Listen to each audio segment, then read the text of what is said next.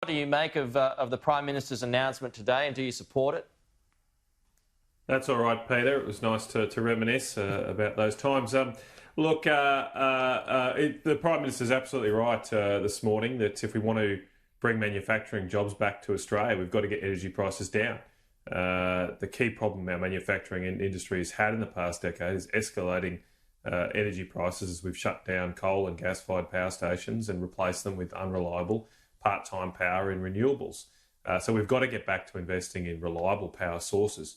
Look, I'm a bit sceptical, though, whether we can rekindle manufacturing just through gas alone. We've done a lot of work in this in the last few years, and the ACCC in particular has reported heavily about how we face gas shortages in this country in the next few years, and we don't have affordable amounts of gas on the eastern coast of Australia. There just isn't that sort of gas around. We don't have shale resources like the US. So I'll be pushing very hard. I think we need to build a coal-fired power station if we want to bring manufacturing back to Australia, especially in somewhere like the Hunter Valley. It's got the world's best thermal coal. So why would you build a gas-fired power station there? Just build a new advanced coal-fired power station, which people have wanted to do, and that can bring power prices down and bring those manufacturing jobs back. Well, I mean, the problem is that there's no appetite to invest in non-renewables, right? So is the government just going to have to step in here? That's not correct. Last year, when we ran the Underwriting New Generation Investment Scheme, there was a proposal put forward by Delta Electricity to build a new high-efficiency, low-emission coal-fired power station near their existing facility at Vales Point. I think that would make a lot of sense right now. As I say, if you build a gas-fired power plant there or in the Hunter Valley, where's the gas going to come from? New South Wales is massively short of gas. They import almost all of it right now. There's some hope in the Narrabri gas fields might finally get approved by the New South Wales government after 11 years of waiting. But even that's only going to amount to about half of New South Wales gas needs.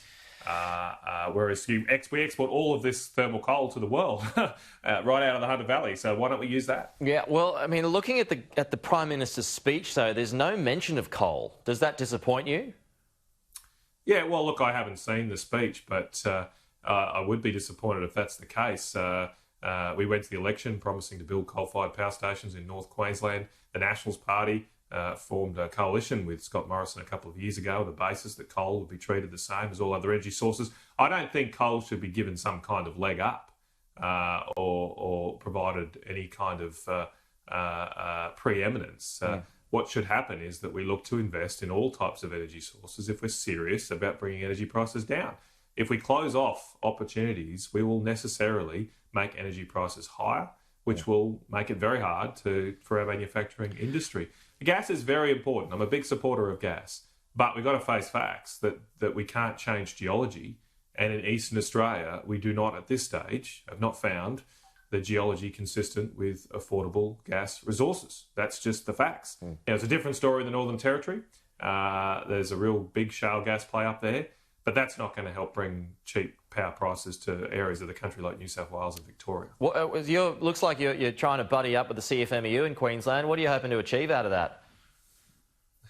Well, look, I think the enemy of your enemy is your friend. And right now, the CFMEU's enemy, the coal mining union's enemy, is the Labor Party. A Labor Party who has not approved a coal mine out in the west of Toowoomba for 13 years. It's taken 13 years for this mine to get approval. And that's why the CFMEU are out there at the moment campaigning against the Labor government. And I think we should work together to protect jobs because the Labor Party's not doing that, definitely not doing that. And really, the party that actually is backing workers these days is not the Labor Party, it's the Liberal National Party in Queensland. Well, onto the Labor Party. There's a drop this morning, or a leak rather. It's from a manifesto, a Labor manifesto. It's dropping its emissions targets for 2030, zeroing in on 2050. What are your thoughts on that? Well, look, I think it's just moving the finishing line here. The Labor Party still wants to shut down all of these industries. It's just a matter of when, and that's the core problem here. I'll read the manifesto when I see it with interest, but the last time they had a manifesto, the Labor Party wanted to establish a government agency to put people out of work in the coal industry. They literally said they were going to help organise redundancies in the coal mining industry. It was a big reason why they lost last year's election. So that seems to still be the Labor Party's policy, that they want to shut down coal mining jobs in this country. And if that's the case, as I say, they still aren't the party of the worker. Just finally, Senator, I want to get your thoughts on John Barilaro. The New South Wales Nats are at war with the Libs in New South Wales. What's your position on that? Do you support John Barilaro from afar? 100% support New South Wales Nats and John Barilaro. The state planning laws that have been put in place in New South Wales are a huge affront to farmers and property rights across the board. They are ridiculous in that they apparently try and protect weeds as koala habitats, things that you're also meant to remove from your property. It's totally inconsistent, and they're right to fight against these laws. Now, my view is very much, let's see what happens in the next few weeks. I predict that there will be a change to those planning laws in New South Wales, and if there is, it will be in part thanks to the fight that the New South Wales Nats and John Barilaro showed last week.